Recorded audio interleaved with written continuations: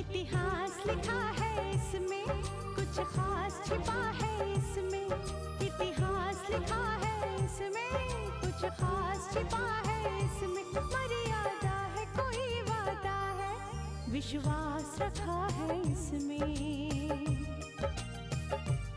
सात फेरों से मिला ये तो उपहार है, मेरा श्रृंगार है, मेरा श्रृंगार है, मेरा श्रृंगार है, मेरा श्रृंगार है। मंगलसूत्र, मंगलसूत्र, मंगलसूत्र, मंगलसूत्र, मंगलसूत्र, मंगलसूत्र, मंगलसूत्र।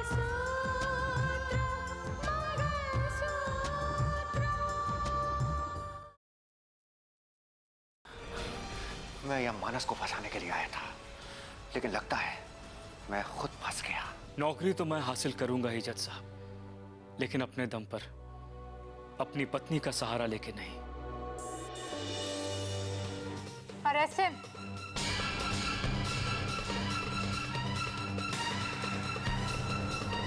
क्योंकि मानस किसी भी तरह का समझौता करना नहीं चाहते थे। ओह, और तुमने तो सीधे सीधे कह दिया कि मानस कृष्णन से मिलने गए थे। तुमको जो करना हो करो, लेकिन हम इस केस से रिहा होके दिखाएगा। बस तुम जल्द से जल्द ये सोचो कि रितिका को हमारे रास्ते से हटाने के लिए क्या तरकीब इस्तेमाल कर सकते हैं।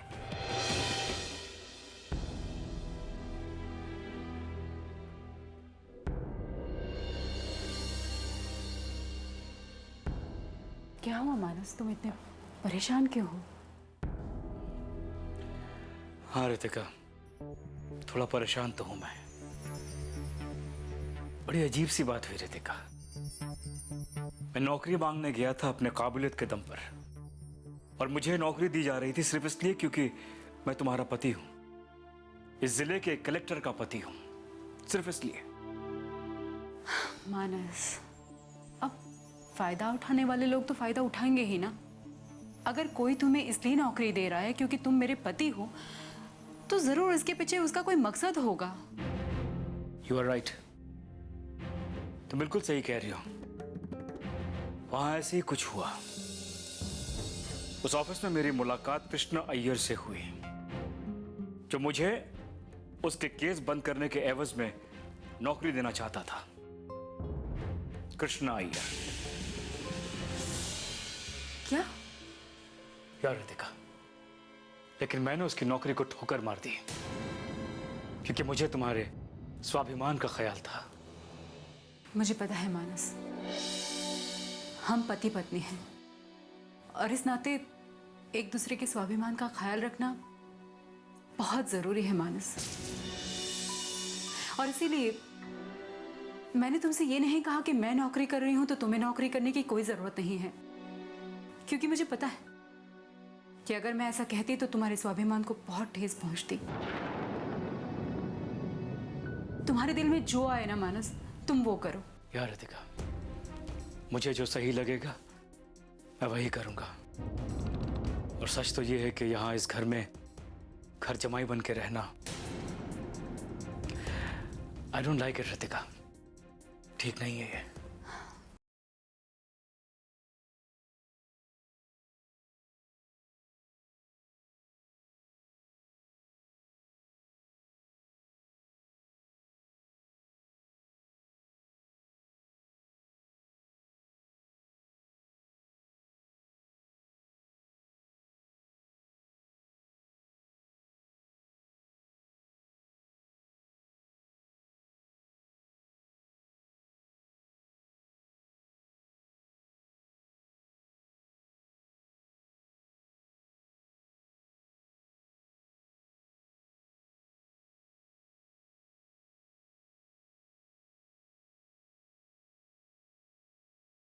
डैड से बात करूंगा रितिका, बहुत जल्द बात करूंगा उनसे। सिर्फ इंतजार कर रहा हूं नौकरी लगने का, क्योंकि मैं चाहता हूं कि जब मैं उनसे बात करूं तो उन्हें ऐसा नहीं लगे कि मैं मजबूर हूं। उन्हें ऐसा लगना चाहिए कि मैं अपने बेटे होने का फर्ज निभाने आया हूं। देखो, अगर वो मेरी बात मान जाते हैं देन इट्स फाइन, अगर नहीं मानते हैं तो हम कुछ और सोचेंगे। फिलहाल तो तुम सारी चिंताएं छोड़ दो, ठीक हो जाएगा, सब कुछ ठीक हो जाएगा। तुमने सुबह से कुछ नहीं खाया ना? नहीं खाया ना? मैं तुम्हारे लिए खाना लेकर आती हूँ।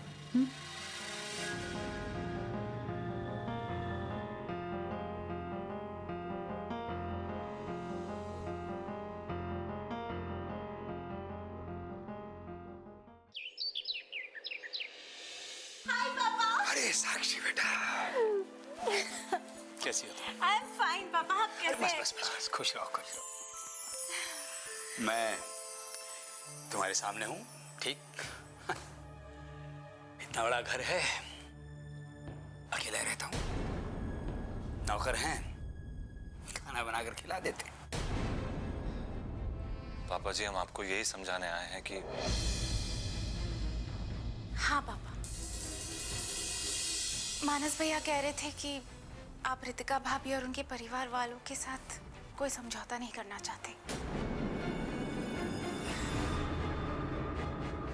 पापा भूल जाइए पुरानी बातों को। आफ्टर ऑल ऐसी बातों को भूलकर ही तो समझौता किया जा सकता है ना। मैं मरने से पहले जीना नहीं छोड़ सकता बेटा,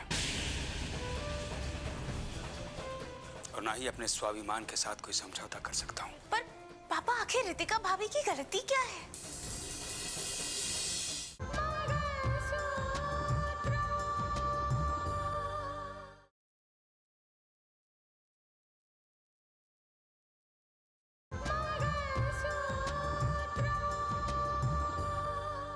उन्होंने किया क्या है? नहीं, गलती रितिका की नहीं है,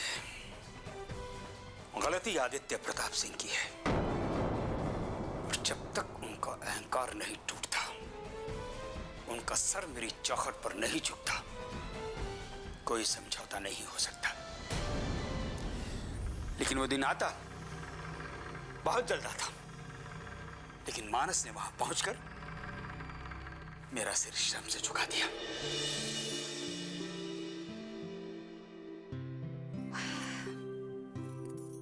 चाय चाय तो पी लेंगे, पहले पास तो आओ। क्या कर रहे हो? वही जो करना चाहिए।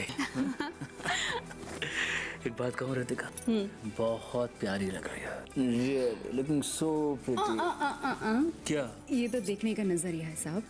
देखिए, आपको तो मैं हमेशा खूबसूरत देखती हूँ। आज का न्यूज़पेपर पढ़ा है?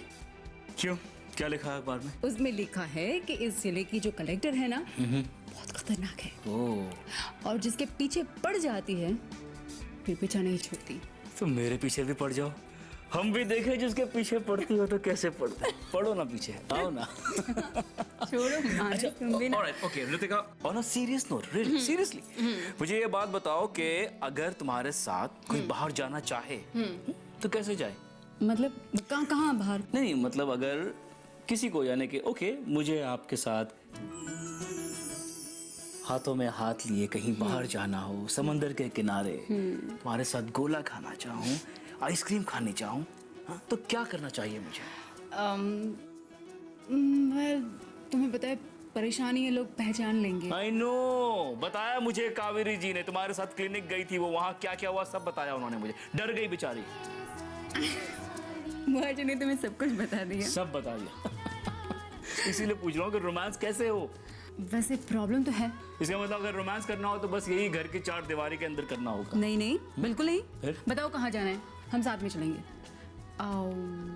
व्हाट? पर एक छोटी सी गुजारिश। क्या? गार्ड्स भी साथ में चलेंगे। Lovely, wonderful. यानी जब हम घर से बाहर जाएंगे तो गार्ड्स हमारे साथ चलेंगे। हम बीच या गार्डन जहां भी जाएंगे वहां पहले से पुलिस मौजूद होगी तुम्हारी सिक्योरिटी के लिए। उन्हें देखकर तुम भी एक कलेक्टर की तरह तन जाओगी। तो बंदा तुम्हारे गले में बाहें कैसे डालेगा, तुम्हारे बालों से कैसे खेलेगा, रोमांस कैसे करेगा? तो मतलब यही हो गया ना कि रोमांस करने के लिए यही घर है, बस यही रोमांस कर लो। तो ठीक है, घर ही सही, यही कर लेंगे रोमांस। Come on, Ritika. मुझे ऑफिस जाना है, देर हो Come on, Ritika. छोड़ो। दीदी, no. रोहित,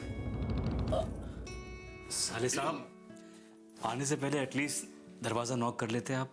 सॉरी जीजू, एक्चुअली दीदी को बुआ जी ने बुलाया है। मुझे? हाँ। मैं आती हूँ मानस। ओके। पापा जी प्लीज, गलती मानस भैया की नहीं है और ना ही कोई और गलत है। कभी कभी हालात ही ऐसे हो जाते हैं कि इसीलिए तो कहा जाता है कि हालात चाहे जैसे भी हो, कुछ भी बोलने से पहले इंसान को सोचना चाहिए। वो कहावत है ना कि हालात चाहे जैसे भी हों, इंसान को कुछ बोलने से पहले सोचना चाहिए। और मैं आदित्य प्रताप सिंह की कई बातें जिंदगी भर नहीं भूल सकता। और रही बात मानस की, मानस अपनी जिंदगी जी रहा है, मैं अपनी जिंदगी जी रहा हूं। खैर छोड़ो, तुम लोग अपनी सुनाओ। पापा जी दरअसल हमें ये बताना है कि मैं फिर से ड्यूटी ज्वाइन कर रहा हूँ और कच्छ में पोस्टिंग हुई है। बहुत अच्छा है। देश की सेवा कर रहे थे, आगे भी देश की सेवा करोगे। अपने दम पर इंसान कुछ भी हासिल कर सकता है, क्योंकि उसके साथ उसका सम्मान और स्वाभिमान जुड़ा होता है। जी पापा, इसलिए मैं फिर से ड्यूटी ज्वाइन कर रहा हूँ। बेटा, ये साक्षी के बारे में क्या सोचा? पापा जी, साक्षी को तो मैं साथ ही ले जा रहा हूँ। लेकिन ऐसी हालत में साक्षी को देखभाल की जरूरत है। वहां इसकी देखभाल कौन करेगा? माँ जी भी इसी बात को लेकर बहुत परेशान थी पापा, पर आप चिंता मत कीजिए, मुझे कोई प्रॉब्लम नहीं होगी। जी पापा, मैं आपको यकीन दिलाता हूँ कि साक्षी की पूरी देखभाल रखूंगा। मैं खुद इसका ख्याल रखूंगा।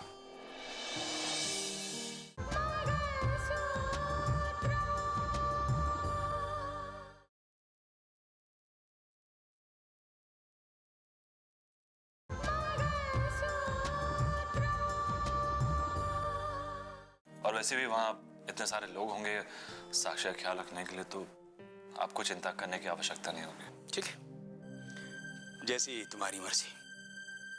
मैं तो जा रही हूँ पापा, लेकिन हर वक्त मुझे यहीं की चिंता लगी रहेगी। लेकिन पापा, एक बार हमारी बात पर सोचकर देखिएगा।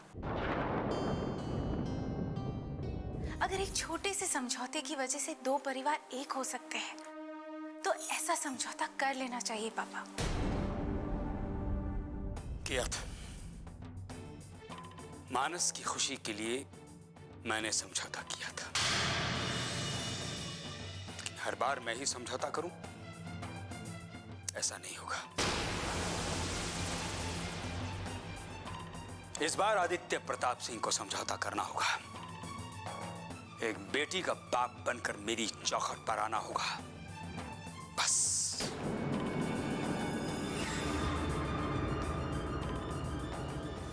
भैया, कोई और सोचे या ना सोचे, लेकिन हमें तो अपनी बच्ची के बारे में सोचना ही पड़ेगा ना। अब परंपरा को तो निभाना होगा ही। कावेरी, परंपराएं होती हैं निभाने के लिए। देखो, मैं तुम्हारी बात से बिल्कुल सहमत हूं, लेकिन क्या भैया? भैया, रितिका माँ बनने वाली है और गोद भराई की रस्म हमें निभानी होगी भैया। एक पिता के लिए उसकी बेटी की गोद भराई की रस्म खुशी का मौका होती है, खुशी का अवसर होती है, लेकिन रितिका के केस में बिल्कुल उल्टा हो गया है। जिस तरह के हालात बने हैं, उसके ससुराल वालों को इस बात की कोई खुशी नहीं है, बल्कि वो तो अब भी नाराज बैठे हैं। भैया, मानस हमारे साथ है, और अगर रितिका के ससुराल वालों को अपने बेटे, बहू और होने वाले बच्चे से जरा भी प्यार है, तो वो इस गोद भराई की रस्म में जरूर शामिल होंगे। ठीक है, अगर तुम कहती हो तो गोद भराई होगी, जरूर होगी। वैसे भैया, गोद भराई की रस्म सिर्फ खुशियां मनाने के लिए नहीं होती है, वो तो इसलिए होती है ताकि बड़े बुजुर्ग रिश्तेदार आए, होने वाले बच्चे को आशीर्वाद दें। दुआएं दें ताकि वो बच्चा खुशी खुशी इस दुनिया में आ सके। अब इतनी छोटी सी बात के लिए हम उस बच्चे को उन आशीर्वाद से और दुआओं से महरूम तो नहीं कर सकते ना। हाँ बिल्कुल नहीं कर सकते, तो ठीक नहीं होगा उस बच्चे के लिए। ठीक है, अगर तुम चाहती हो कि गोद भराई की रस्म होनी चाहिए तो होगी। तुम बस एक बार मानस से बात कर लेना। लेकिन दीदी, आपको ये नहीं लगता कि मानस के पिताजी की इजाजत के बगैर अगर हम ये सब करें तो क्या ये ठीक होगा? शायद उन्होंने भी इस मामले में कुछ सोचा होगा। क्या सोचा होगा? क्या जो भी सोचा है उनके दिमाग में ना, हमें तो नहीं मालूम कि क्या सोचा है। क्या उन्होंने नहीं मालूम कि उनकी बहू मां बनने वाली है? अरे एक बार भी आके पूछा कि बहू कैसी है? तो चलो मान लो कि हमने तैयारी कर ली और उन्होंने रुकावट डाल दी, तो फिर हम लोग क्या करेंगे? ऐसा कुछ भी नहीं होगा स्नेहा, मैं उनसे बात कर लूंगी। और वैसे भी बेटी की पहली गोद भराई मायके में होती है, तो इस हिसाब से रितिका की गोद भराई भी यहाँ हमारे घर में होगी। ठीक है, तुम जो भी करना है गोद भराई में, जो भी करना होता है ना, मुझे तो नहीं मालूम, तुम बस तैयारी करो, तुम दोनों मिलकर। ठीक है?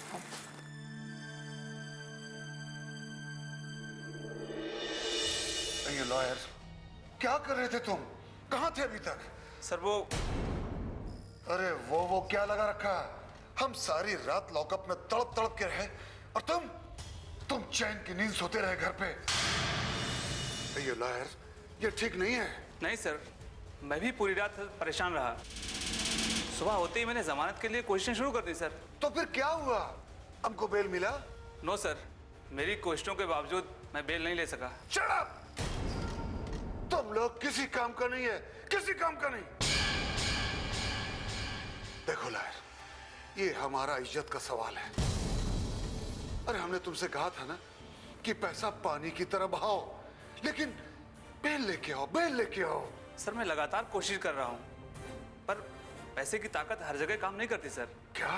I am sorry sir, but इस केस की रियलिटी यही है सर कि जब तक चार्जशीट अदालत में पेश नहीं होती है, आपको बेल नहीं मिल पाएगी। तो क्या तब तक मैं इस लॉकअप में सड़ता रहूं? सर मजबूरी है। लॉयर, पुलिस चार्जशीट पेश करेगी तो क्या इसी के लिए पेश करेगी कि हमको अदालत से बेल मिल जाए?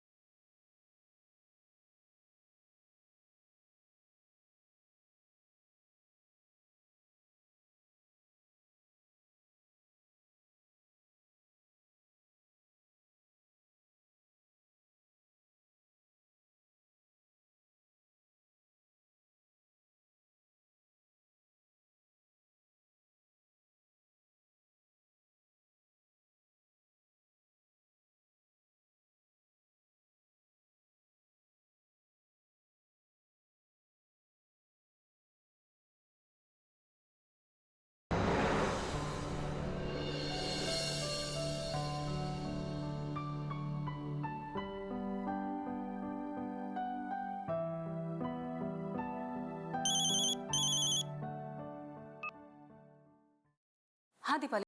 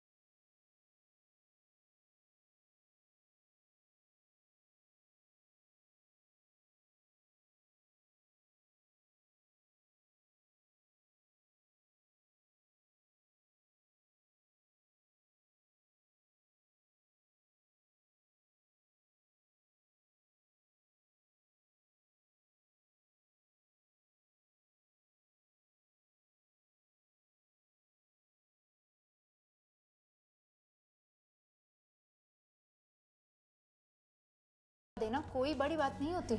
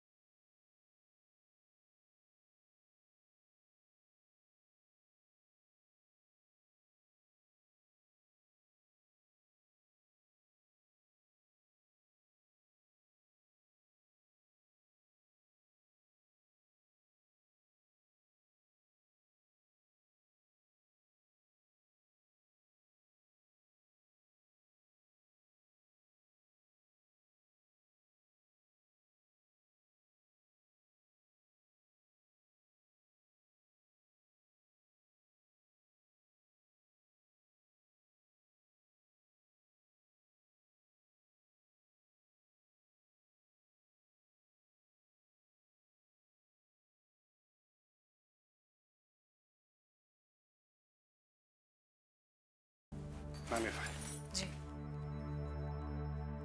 मैं बुलाती हूँ आपको। जैसे कुछ वकील जो सच को झूठ और कुछ झूठ को सच साबित कर कच्चे धागे से बंधा इसमें संसार है, पिया का प्यार है ये जीने का सार है, पिया का प्यार है ये जीने का सार है।